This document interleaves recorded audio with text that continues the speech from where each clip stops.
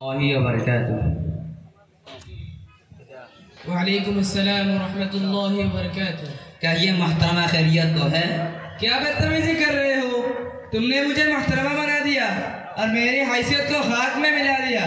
کیا میں عورت ہوں؟ جی یہ کوئی محال نہیں، کیونکہ آپ کا رنگ و روپ اور آپ کی اس لباس سے مجھے ایسا ہی لگا تھا۔ معاف کیجیے گا، میں نے قوال صاحب کو عورت تصور کر لیا۔ اب تک تمہاری بیڑنگی نہیں گئی، اب تم نے مجھے قوال بنا دیا۔ یہ کیا مذاق کر رہے ہو؟ معاف کیجیے گا، بار بار میری آنکھ خطا کرتی ہے، اب اس وقت صرف مزاری کہوں گا بس۔ تمہارا دماغ تو خراب نہیں ہو گیا ہے؟ یہ کیا گستاخی کر رہے ہو؟ کبھی یہ کبھی وہ، گرگٹ کی طرح رنگ بدلتے رہتے ہو۔ اب تم نے مجھے مزاری بنا دیا، مجھے بیوقوف سمجھ رکھا ہے یا پاگل؟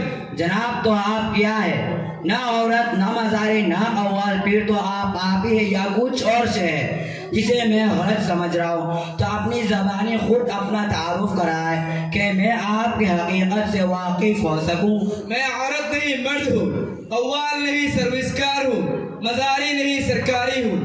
میرا نام ترم خاں ہے، میں ممبئی کا رہنے والا ہوں۔ سروس کے لیے گھر سے نکلا تھا، مگر تم میری راہ میں پتھر کی دیوار بن کر حائل ہو گئے۔ مجھے وقت پر آفس پہنچنا ہے، معاف کرنا چلتا ہوں۔ بھائی ذرا ایک منٹ، اتنی جلدی کیا ہے؟ ذرا ایک بات پوچھنی ہے، گستاخی معاف۔ آپ نے یہ حیرت کیوں اختیار کر رکھی ہے؟ سر پر یہ لمبی لمبی زلفیں اور یہ ہرے ہرے دوپٹے، جسم پر ٹی شرٹ پینٹ، چہرہ بالکل عورتوں سا، نہ مونچھ نہ داڑھی، غرض مکمل غیر اسلامی شکل و صورت لیے بیٹھے ہیں۔ خاموش، تم بہت بدتمیز ہو۔ تم میری شکل و صورت کو غیر اسلامی قرار دیتے ہو، جبکہ میں مسلمان ہوں، نماز روزہ کا پابند ہوں۔ یہ جرأت تم نے کیسے کی کہ میرے سامنے اس طرح کی لب کشائی کرو؟ کیا اسلام اپنے بڑوں کا ادب و احترام کرنا نہیں سکھلاتا ہے؟ جی، اسلام ایک مکمل نظام حیات ہے جہاں ادب و احترام کا درس دیتا ہے، وہی بلغ عنی ولو آیہ کی تعلیم سے بھی سرفراز کرتا ہے۔ چنانچہ میں نے آقا مدنی صلی اللہ علیہ وسلم کی حدیث پڑھی ہے، من تشبہ بقوم فہو منہم، کہ جو شخص کسی قوم کی مشابہت اختیار کرتا ہے وہ اسی میں سے ہے۔ لہذا بلغ عنی ولو آیہ کے پیش نظر کی لب کشائی کی جرأت ہوئی ہے۔ میں حیران ہوں آپ کی شکل و صورت کو دیکھ کر کہ مسلمان ہوتے ہوئے بھی نہ کوئی اسلامی یونیفارم ہے اور نہ کوئی امتیازی شان ہے۔ عزیزم، میں مجبور ہوں، چونکہ دفتر میں سارے ملازموں کی حیت یہی ہوتی ہے۔ ملازمت بھی اسی کریکٹر پر ملی ہے، اسے ترک کرنا گویا رسوائی اور دفتری حکام کا اپنے سر لینا ہے، حتیٰ کہ نوکری سے بھی ہاتھ دھونے کا امکان ہے۔ لا حول ولا قوت الا باللہ۔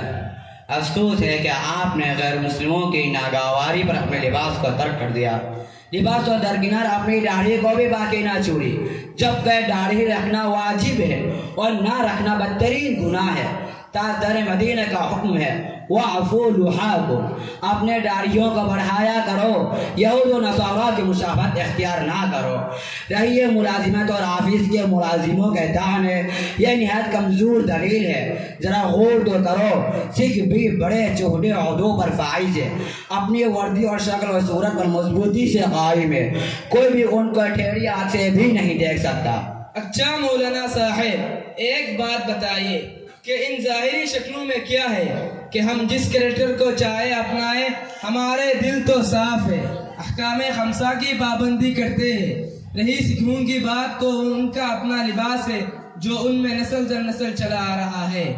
اب تک میں آپ کو ایک عقل مند سمجھ رہا تھا، لیکن اب پتا چلا کہ آپ کچھ ہاف مائنڈ بھی ہے۔ ساری رمائن پڑھ لی مگر سیتا کس کی جورو یہ بھی پتا نہیں۔ خود کو تو شریعت کا پابند بتلاتے ہو اور نہ اپنی شریعت کی حقیقت کا پتہ ہے اور نہ اپنی شعار و لباس کا۔ لباس کا معاملہ اتنا سادہ اور آسان نہیں جتنا آپ سمجھ رہے، بلکہ انسان کی ظاہری شکل و صورت پر اس کی زندگی اور اخلاق پر بڑا گہرا اثر پڑتا ہے۔ کیا آپ نہیں دیکھتے کہ نظام سلطنت میں مختلف شعبوں میں کوئی نہ کوئی یونیفارم مقرر ہے؟ اگر یہ نہ ہو تو کوئی قوم اور کوئی حکومت ایک دوسرے سے تمیز نہ کر سکے۔ عزیزم، آپ نے ایک اہم چیز کی جانب توجہ دلائی ہے۔ اب تک میں اسلامی حیثیت سے ناواقف تھا، میرے دل و دماغ پر غلط پردہ پڑا ہوا تھا. آپ کی تقریر نے میری آنکھ کھول دی، معلومات میں بھی اضافہ کیا. انشاءاللہ تعیات دینی شعار کو، خاص طور پر داڑھی کو کسی بھی حالت میں ترک نہیں کروں گا. ماشاء اللہ وما توفیقی الا باللہ. آپ کا میں نے بہت زیادہ وقت مشغول کر دیا، اب اجازت دیجیے میں چلتا ہوں. ٹھیک ہے عزیزم، جا سکتے ہو. اللہ تعالی آپ کے علم میں برکت عطا فرمائے. السلام علیکم ورحمۃ اللہ وبرکاتہ. وعلیکم السلام ورحمۃ اللہ وبرکاتہ.